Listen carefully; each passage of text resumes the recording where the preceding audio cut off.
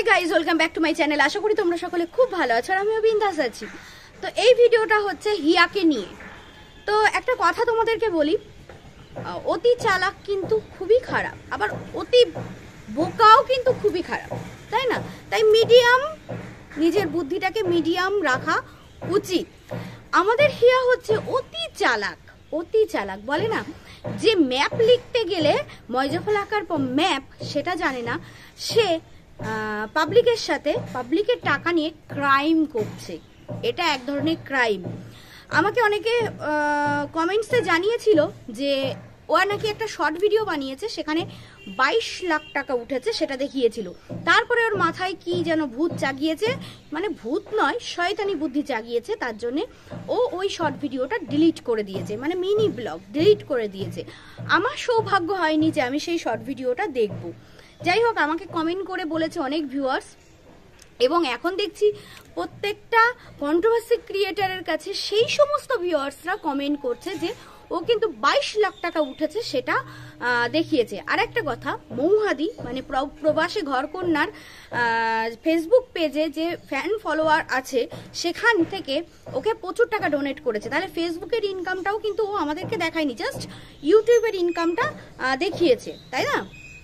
এবার ও কালকে একটা ক্লারিফিকেশন ভিডিও দিয়েছে, যেহেতু ও পুনেতে গিয়ে চিকিৎসা করাবে, এটা ও কনফার্ম, এবং বিএমটি করাবেই না। তো সেই জন্যে ওর দিকে সবাই এইভাবে তাকিয়েছিল যে ও কি ক্লারিফিকেশন দেয় ওই টাকা সম্পর্কে। যেহেতু আমাদেরকে বলেছে 12 লাখ টাকা, কিন্তু 22 লাখ টাকা ও কিন্তু শর্ট ভিডিওটাই দেখিয়ে দিয়েছে। যাই হোক, ও ক্লারিফিকেশন দিল যে তোমরা যারা চাইছো অবশ্যই হোয়াটসঅ্যাপে কল করো না, হোয়াটসঅ্যাপে জানাও, আমি তোমাদের টাকা, যারা তোমরা 20 টাকা 30 টাকা দিয়ে সাহায্য করেছো, অনেকে 20-30 টাকা দিয়ে সাহায্য করেছো, এটা ভিডিওতে বলেছে। আর নিচে লিখে দিয়েছে যে না, তারও বেশি দিয়েছো। আমরা যখন ও যেগুলো দেখিয়েছিল যে টাকা এসেছে, সেখানে কোথাও দেখেছো যে 20-30 টাকা কেউ দিয়েছে? 500, 1000 এরকম করে দেখা গেছে। ম্যাক্সিমাম তো সবাই 500 দিয়েছে। তাহলে ও কি করে বলে 20-30 টাকা করে? 10 টাকা 20 টাকাও বলেছে, 10 টাকাও বলেছে। তাহলে হ্যাঁ, আর 22 লাখ টাকার মধ্যে 12 লাখ টাকা আমাদের দেখাচ্ছে, তাহলে 10 লাখ টাকা কোথায় ঘাপলা মেরেছে ও? এটা তো একটা ক্রাইম, এটা তো অবশ্যই ক্রাইম। বাচ্চাকে সামনে রেখে দিনের পর দিন এ ক্রাইম করে যাচ্ছে। এ বড় ব্লগার, বড় ব্লগার, টাকার লোভে সামলাতে পারেনি, এর মস্তিষ্ক ঠিক নেই, এর চঞ্চল মস্তিষ্কের মেয়ে। সেই জন্যে ওই হুট করে বাড়ির থেকে পালিয়ে এসে বিয়ে করেছে, এবং বর মেনে নিচ্ছিল না বলে একা একাই হেঁটে কোন জায়গায় চলে যাচ্ছিল, এর লাভ স্টোরিতে শোনা গেছে। তারপর বরের বন্ধুরা নিয়ে ওকে ঠেকিয়েছে, এ নিজের মতোই কোথায় চলে যাচ্ছিল। এর মস্তিষ্ক ঠিক নেই। মস্তিষ্ক যদি ঠিক থাকে তাহলে ও এরকম হুট বলতে এক একটা কাজ করে বসে না, হুট বলতে এক একটা কাজ করে বসে না। নিজেকে ভাবে ভীষণ বুদ্ধিমতী, ভীষণ বুদ্ধিমতী, কিন্তু এ আলটিমেট জিরো জিরো জিরো। আশ্চর্য। এখন বলছে যে তোমাদের এই ভিক্ষার টাকা আমি রাখবো না, দিয়ে দেব। তোমরা যারা চাও তারা অবশ্যই আমাকে হোয়াটসঅ্যাপে পাঠাও যে কত টাকা দিয়েছো, আমি দিয়ে দেব। আচ্ছা, এই যে টাকাটা চাওয়ার আগে মনে ছিল না? আর 10 লাখ টাকা সরিয়ে দিয়ে 12 লাখ টাকা দিবি তুই? আর তুই খুব ভালো করে জানিস যে কেউ টাকা মানে তোর কাছ থেকে ফেরত নেবে না, কেউ টাকা ফেরত নেবে না। বাচ্চাটার জন্য কেউ দান করে কেউ ফেরত চাইবে? আর তুই দান করবি। তোকে তো কমেন্টে দিয়েছে যে আমি ক্যান্সারের পেশেন্ট বা আমার দিদি ক্যান্সারের পেশেন্ট, দাও। তুই তাদেরকে রিপ্লাই করেছিস? আমি লাস্ট দেখেছি তাদেরকে রিপ্লাই করিসনি। ভিউজ বাড়ানোর জন্য একটার পর একটা ফান্দা ফেটে যাচ্ছে। ম্যান্ডিকে নিয়ে একবার ছি ছি ছি ম্যান্ডি ছি বলে ভিডিও নামিয়ে 1.5 লাখের উপরে ভিউজ নিয়েছে। তারপরে দেখছে যে একটা ভিড়ে এসে সংসার করছে, তখন ম্যান্ডি ভালো বলে একটা ভিডিও করলো। তখনই সবাই বুঝতে পেরেছিল যে এ মুখোশধারী মহিলা, মুখোশধারী মহিলা। বরকে কিছু বলতেই দিচ্ছে না, আবার বলছে চ্যাটাং বুলি, কতদূর অহংকার যে আমি মাসে 10 থেকে 12 লাখ টাকা মাসে ইনকাম করব। তার মানে ভাবো এর লোভের সীমাটা কোথায়। কিছু একটা প্ল্যানিং না করে কেউ বলতে পারে যে আমি মাসে 10-12 লাখ টাকা ভগবান চাইলে ইনকাম করব? ভগবান অবশ্যই আমাদের সহায় থাকে, কিন্তু কর্ম আমাদেরকে করতে হয়। কর্ম না করে এক জায়গায় বসে থাকুক, দেখি কিভাবে সে 10-12 লাখ টাকা ইনকাম করতে পারে। আর কর্ম করলেই যে তার ফল পাওয়া যাবে এমন কোনো কথা নেই। এই তো ভিডিও বানাচ্ছে, ভিডিওতে কি ভিউজ হচ্ছে? 2.5 লাখের চ্যানেলে কি ভিউজ উঠছে? উঠছে না। তাই কর্ম করলেই যে হবে তা নয়। পাবলিকের কাছে এই হিয়া নিজের যা ইমেজটা তৈরি করেছে টাকা তোলার নেশায়, সেখানে ওর কাছ দিয়ে সবাই সরে যাবে। যেমন প্রীতির কাছ থেকে সরে গেছে। প্রীতির চ্যানেলে আর ভিউজ হয় না। মনে পড়ছে কোন প্রীতি? ওই যে কালো করে যে প্রীতি, কেউ আর দেখে না ওর চ্যানেলে। অনেক রকম চেষ্টা করে কিন্তু দেখে না। এই বাচ্চার চিকিৎসাকে নিয়েও ছেলে খেলা করেছে, অবশ্যই ছেলে খেলা করেছে। যখন বিএমটি করাবেই না তখন পাবলিকের কাছ থেকে টাকা কেন তুললো? আগে পুনের থেকে এসে ঘুরে এসে তারপরে বলতে পারতো। এখন আবার এটাও বলছে যে এই ইনজেকশনের খরচা কিন্তু আছে, প্রচুর খরচা। এত টাকা, কত যেন 1.5 লাখ টাকা না 1,20,000 টাকা ফ্লাইট বাদ দিয়ে খরচ হয়েছে।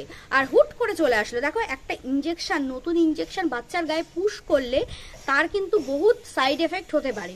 তাই ওখান থেকে 2টো ইনজেকশন অন্তত পুশ করে নিয়ে তারপরে ডাক্তারকে দেখিয়ে যে না বাচ্চা ঠিক আছে, তারপরে আসতে পারতো। হুট করে চলে আসা কিসের দরকার ছিল? হুট করে চলে আসার। এই বাচ্চার লাইফ নিয়েও ছেলে খেলা করে এমন ধরনের। এত অহংকার আসে কোথা থেকে? এত ইগো আসে কোথা থেকে? পাবলিকের কাছে যখন টাকা চেয়েছিল, আর এই ফেসবুক থেকে টোটাল ইনকাম মানে কত হয়েছে সেটা দেখিয়েছে? দেখায়নি, দেখাবেও না। পাবলিক যখন এখন সরে যাচ্ছে, এই শোক তুই মেনে নিতে পারছিস না। তুই এই শোক পাচ্ছিস না, সেই জন্য তুই ওই কমিউনিটি পোস্টটা দিয়েছিস, ঠিক আছে? তোর এই হুট বলতি সিদ্ধান্ত, একটা কাজকে কমপ্লিট না করে আরেকটা কাজে ঝাঁপিয়ে যাওয়া, এই সমস্ত কিছুই না তোর অত্যাধিক লোভের পরিচয় দেয়। ইয়েস, অত্যাধিক লোভ। আর সেই লোভটা তোকে, তোর বাচ্চাকেও সোশ্যাল মিডিয়াতে বিক্রি করতে বাধ্য করেছে। আর সেই বাচ্চাকে বিক্রি করে তুই 10 লাখ টাকা সাইড করে দিয়েছিস। তাহলে ওই 22 লাখ টাকার মিনি ব্লগটা কেন ছেড়েছিলিস? যে সমস্ত ভিউয়ার্সরা দেখেছিল সেই সমস্ত ভিউয়ার্সরা নিশ্চয়ই মিথ্যা কথা বলছে না, কোনো রকমই মিথ্যা কথা বলছে না। তাছাড়াও তুই একটা মিনি ব্লগ ছেড়েছিলিস যেখানে তুই দেখিয়েছিলিস যে তোর ইউটিউব জাস্ট ভিউজে তোর চ্যানেল থেকে, মেন চ্যানেল থেকে তোর 22 লাখ টাকা ইনকাম হয়েছে সেই দিন অবধি। তাহলে তুই যখন ক্ষমতাই রাখিস, পুনেতে চিকিৎসা করার ক্ষমতাই রাখিস, তোর বর বলল, তাহলে তুই কেন আগের থেকে চাইলি? তোর তো অনেক দিন ধরেই ইচ্ছা ছিল পুনেতে যাবি। বিএমটি যে করাবি না সেটা তোর মনের মধ্যে ইচ্ছা ছিল, তবুও চেষ্টা করেছিলিস যে তুই যাতে পাবলিকের থেকে টাকাটা তুলে নিস। যেহেতু রণদীপ দ্বারা প্রচুর টাকা পাচ্ছে, আর হ্যাঁ, বাচ্চাটা যে তোর কাছে বাইক চাইছে সেটা কিন্তু আমরা একবারও শুনতে পাইনি বাচ্চাটার মুখ থেকে। তুই বারবার ক্যামেরাতে বাইক চাইছে, আবার বাইকের জন্য বায়না করছে। তার মানে কি বলতে চাইছিস? যে ওই যে রণদীপদার ছেলে যে বাইকটা কিনেছে, মানে পেয়েছে গিফট হিসাবে, সেই বাইক তোকেও তোর বাচ্চার জন্য কোনো ভিউয়ার্স গিফট করুক? না, করবে না, কেউ করবে না। এবার যদি তুই কোনো ভিউয়ার্স গিফট করেছে এরকম একটা সাজিয়ে রেখে দিস, আমাদের সামনে সাজিয়ে প্রেজেন্ট করিস, তাহলে কিছু করার নেই। তবে হ্যাঁ, তোর কমেন্টস বক্সে একটা কমেন্ট এসেছে যেটা খুব ইম্পর্টেন্ট কমেন্ট। সেখানে বলছে যে কোনো মানে কি বলবো, দুস্থ মানুষ বা সহায়তা প্রয়োজন এমন কিছু কিছু মানুষকে সামনে রেখে তাকে ডোনেট করার জন্য অভিনয়ও তোরা ফাঁদতে পারিস, কারণ তোরা সব পারিস। দিয়ে তাদেরকে টাকা দিচ্ছিস, পাবলিককে দেখালি, হ্যাঁ টাকাতে তাদেরকে দিচ্ছিস, দিয়ে আমাদের সামনে প্রেজেন্ট করলি যে এই দেখো আমি ডোনেট করেছি। আদৌ সেই পাবলিককে তোরা সাজিয়ে রেখে এনেছিস। সব করতে পারিস। যে টাকা পেয়েছিস না, তুই যা লোভী, সেখান থেকে সেই টাকা তোর হাতছাড়া করতে গেলে বুকের রক্ত শুকিয়ে যাবে। যখন লাস্টে বলছিলিস যে টাকা দিয়ে দেবো, তখন তোর চোখ দিয়ে জল চলে এসেছে, আমি লক্ষ্য করেছি। তাই তোরা হয়তো এটাও অভিনয় করতে পারিস যে এই দেখো এদেরকে সাহায্য করলাম, আদৌ তারা তোদের সাজানো ক্যারেক্টার হতেই পারে।